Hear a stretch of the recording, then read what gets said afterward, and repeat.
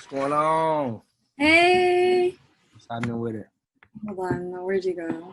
Problem. What's happening? Is it dark in here? What'd you say? Is it dark in here? No, Hey, am I dark? no, I'm talking about me. How you been? Good, how you doing? See, you got the little beard going?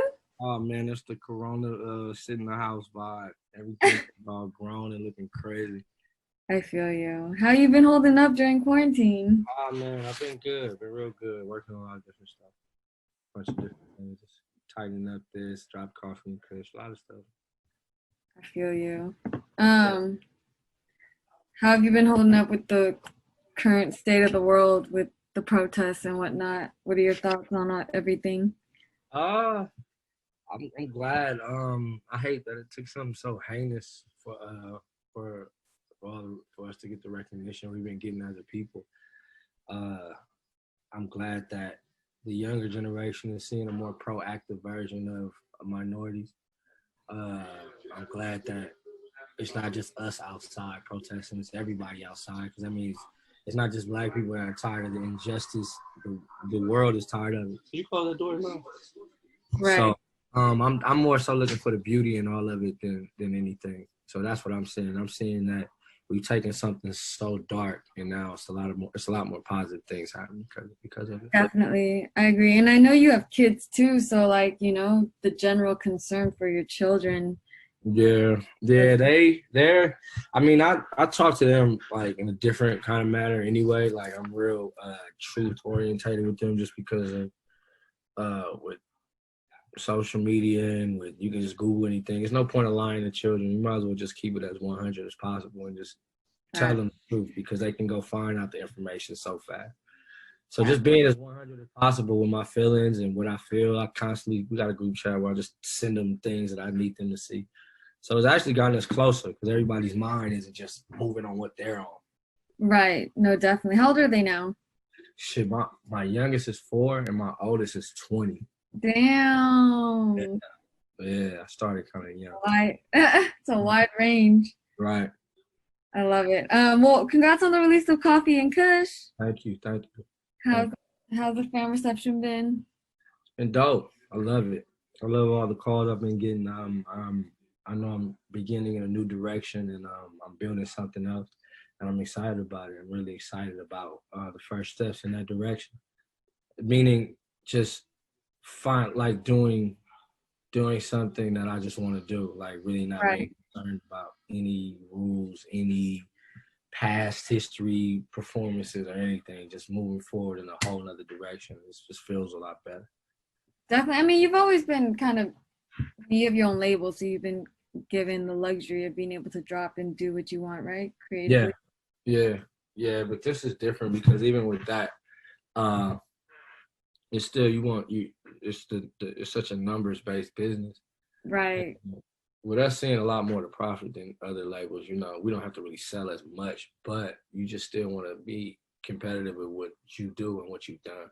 Right. This project was totally different. This one, there's an end goal to this one that people will see towards the end. So. Oh, okay. Yeah, we're just at the very beginning of the Coffee and Kush situation. Okay. What was your decision to name it Coffee and Kush? I know those are two important things in your life. Yeah. It created a balance. The fact that you have coffee, which is the extreme energy, and you have Kush is more of a calmer. It created this balance that I was looking for musically, physically, personally, religiously, everything. And so when I was recording the music for the project, I know I would get up and I would walk to a coffee shop every morning. And wow, okay. 8:30 in the morning, so I would have my coffee and I have my weed. So just with that, I was like, what am I gonna call it? What am I gonna do? And I was like, well, shit, let's just call it what it is. This is really a byproduct of Coffee and Kush. That's fire. Yeah. Every morning, 8:30? 8:30 in the morning. I changed my whole process. As you know me, I was in the studio a lot, nighttime, late night sessions till the morning. I just did the complete opposite. I didn't record it in an actual studio. I recorded it on a balcony outside. Really? All of it? Yeah. Wow. Yeah. If you listen, you'll hear like birds and wind chimes and shit. That's fire. It was on purpose. So I had a ritual like for 3 months. I was doing this every morning from 8:30 to 12 o'clock every morning. So Wow. these were more of my morning thoughts. So that's why you get a more introspective look and view on how I see things. Because my nighttime views is all right, man. We done made it through the day. It's feeling good. But in the Right. morning, everything is okay. Check on this. Make sure this is okay. My kids, my lady, my body, my mind. So that's why you get different type of music. That's fire. Do you still record at night or you only do the mornings now? I'm actually like I do on my day. Like right now, we're working on. Well, I'm just doing some voiceover, different stuff Oh, okay. for volume 2. So yeah, I'm like into the daytime recording now. I like my evenings to be kind of for me.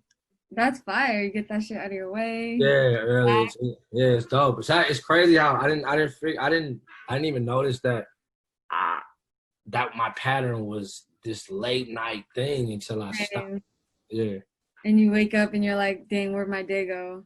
Yeah, you wake up 2 o'clock or 12 o'clock, 3 o'clock, and you're like, damn, well, shit, we just getting started at like 5 or 6. The whole world is shutting down. I'm just missing out on a lot of information and game and Right. deals and things. So just being up that early, waking up at 6, walking, and it just changed everything. So For sure. That sounds like a great routine. yeah, it helped me a lot. Helped me focus a lot. My business is a lot better and everything's a lot sharper. Hopefully the music hits people. Yeah. Hit 'em.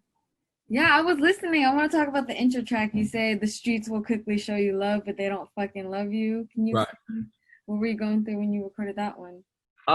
It's not really what I was going through. This is more so like, when you get up in the morning, you just going through the gram and you just see what's in this and that, and then you getting called for just different things. And just me just thinking back on my career, everybody is quick to show you love, but when things are going well. Right. But when things are in that tricky middle part, man, it's just really tough for people, not an artist, not me, just for people. Mm-hmm. So you just gotta understand what it is. Like when you popping, everybody gonna show you love. Right. That don't mean love you. So Right. don't put that much into it. Don't make that a part of your process on if you're gonna keep going or not. Mm-hmm. Yeah. And I know the standout single "Where I Come From," you touch on how people can have a perception of you given your past. What was the deeper meaning behind that one?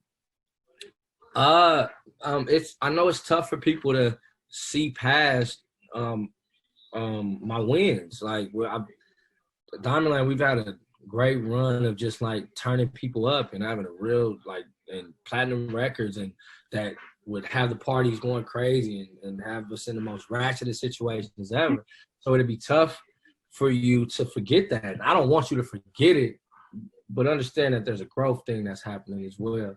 And and that's what the good and the bad. I used to do my thing out here with the women and different things like that. And I dabbled in a lot of drugs. And so when you see somebody doing the complete opposite, it's not that they don't believe you. It's just not what they're accustomed to. Right. So this is more so like, nah, I just because I did that before don't mean I want to do that again. Definitely. Fire. I mean, this is your first album in 2 years. Why is that? I spent last year just working on everything. I didn't know COVID was coming and all that stuff. I had a plan just to work a lot smarter in 2020. I want to just be far more prepared than I had ever been. So I just took a lot of time on just getting the music right, finding the right place business-wise for it, shooting my short film, getting the coffee situation together. I just did a whole lot of rebuilding, restructuring just to be ready for this year right here. So that's mainly what it was. I was just getting this together, and I didn't want to really just rush it because I ended up going on tour. Shout out to Exhibit, appreciate that. I went to go see the world. You went on tour with who? Exhibit. We went. Did you really? Yeah, we did overseas tour. We did like 31 dates. How was it? Amazing. It was amazing. It was my first time performing overseas. Really? In your entire career? My entire career, man. I have a whole new perspective on a lot of things, a lot of people in this business. I know not to dwell on nothing. I don't like to get on people or anything like that. I just know I've helped a lot of people, get into a lot of good situations, music wise and with their business. And the fact that Exhibit was the first person to ever take me on tour, it just said more about him than it did me speaking on what that was about. Right. Appreciated him. I appreciate the fuck out of him for that. But what it did was I did Coffee and Kush before I went.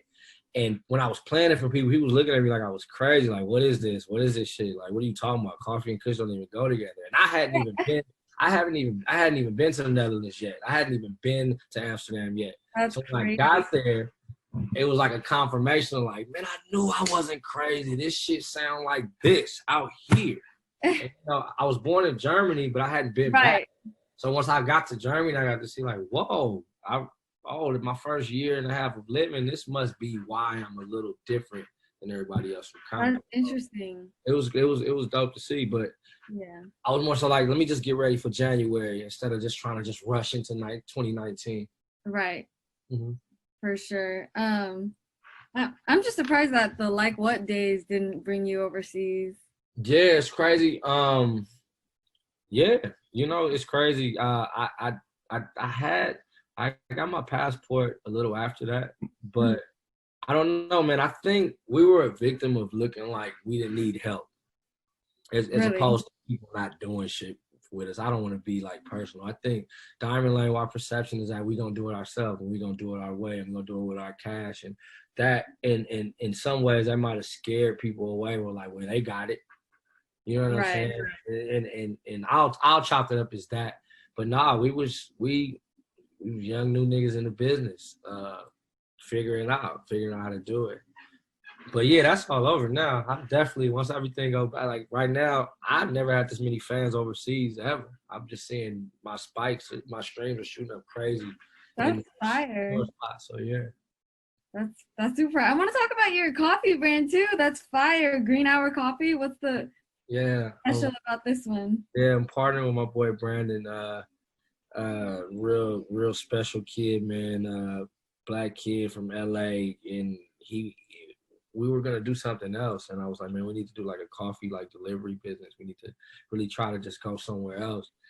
And I'm like, well, I wanted to take some similarities from the Mollywood days, put them in this Coffee and Kush thing.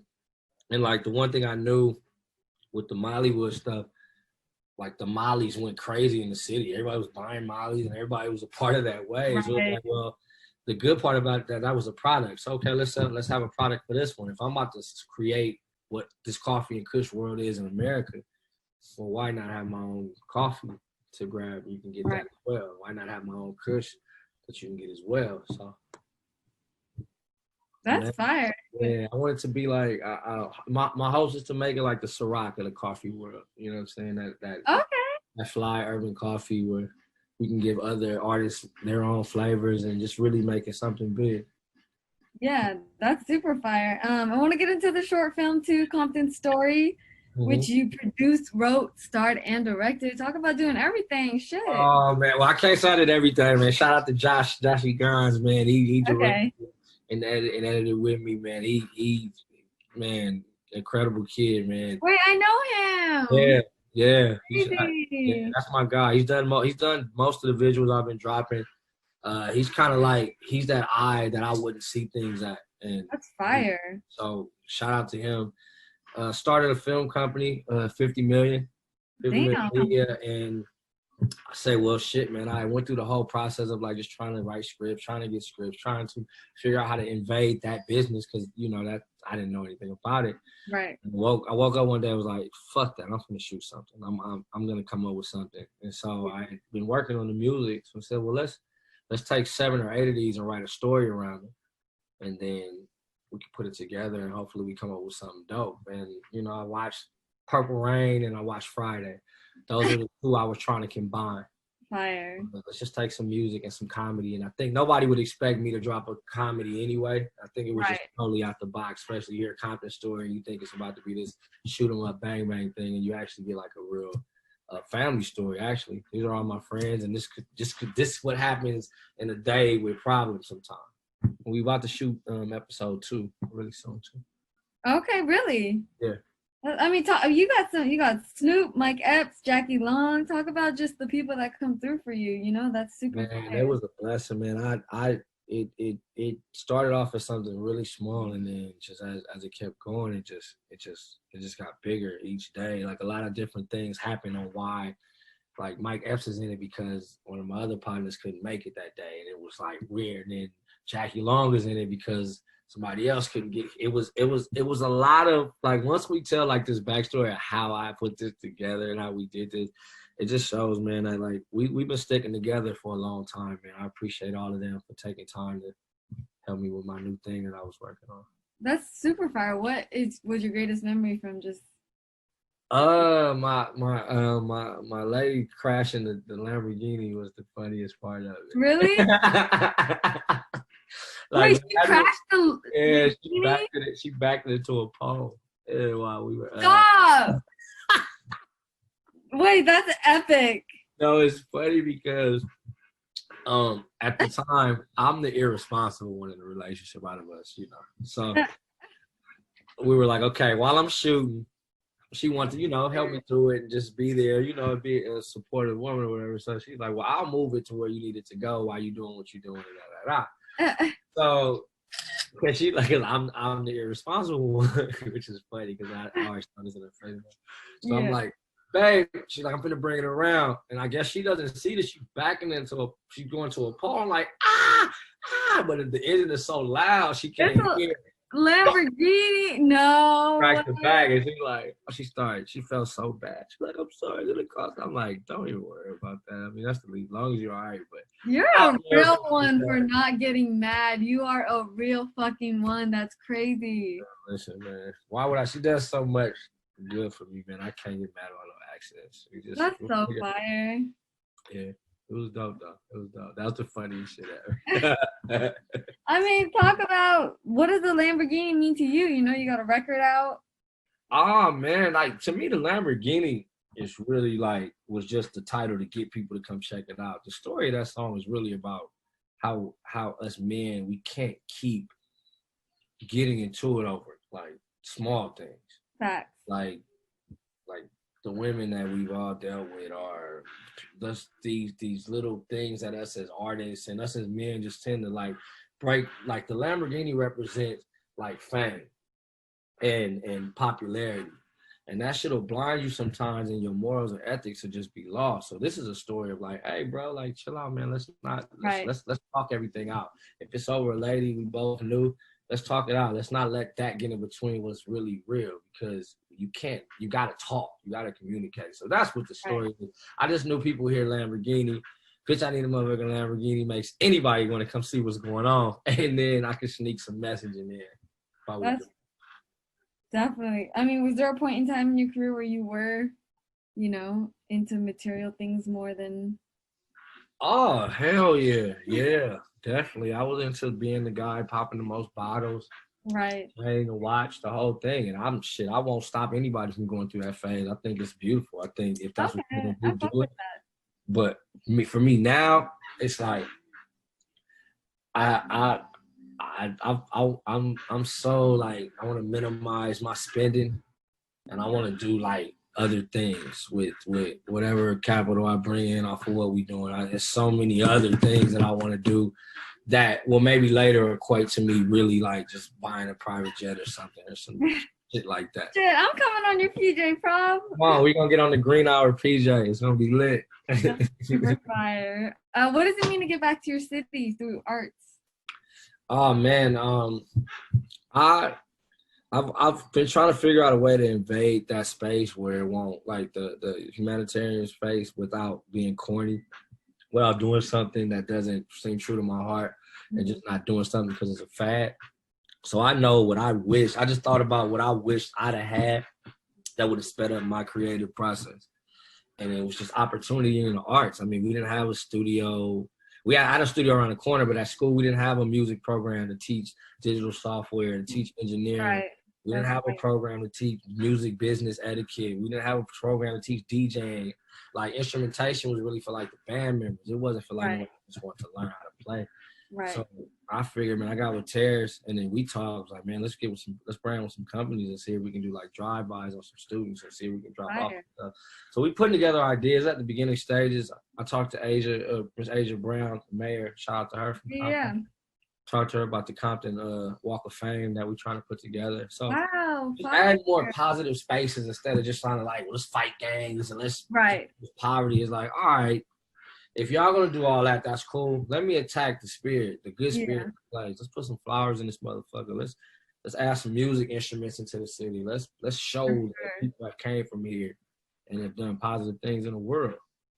Right. That's beautiful, man. I respect that. What's new with Diamond Lane? Oh man, Diamond Lane, man, we on our second decade, which is crazy to me. Right. Insane. I'm ready. I'm ready to be done as far as the artist stuff. Like Really? after I not putting out music, but like the albums, the whole process. Okay. After that, I'm like I got 2 more I'm gonna let loose before this year is over. Okay. But I'm planning on passing the baton to Airplane James, and I think that's fire. I think he's the one. I think he's gonna take this to where it's supposed to be. His story is authentic. It's different. And I think his skill level is really high. His work ethic is higher than that. So we ready to do that. And we looking for we have a couple of other things we're looking into as far as just other business things. Bad Luck is about to tap into some whole other lane of things. So yeah, we're still moving. Fire. I love it. Cool. Is there anything else you want to let us know? Shit, man. Go get coffee and Kush. Enjoy it. Go to greenhourcoffee.com. Check out the CBD options. Check out the regular options. And stay tuned for more just from what we're doing. Shout out to Rostrum Records, too. Okay. Fire. Cool. Thank you. It's always good to catch up with you. Thank you, man. I got gas for you next time I see you. Are you still smoking? Yeah. Okay. Just making sure. No, I'm not gonna not do that. I just drink wine and champagne now instead of. For you, that sounds very relaxing. Yeah, well, the daytime is like if I'm getting loaded in the daytime, then this is like I gotta chill out. Yeah. The daytime recording kind of tightened up a lot of my nighttime activities. Right, that's fire. That sounds like a very great routine. I'm proud of you. Good seeing you. Thank you. You too. Have a good rest of your day. Too. Bye.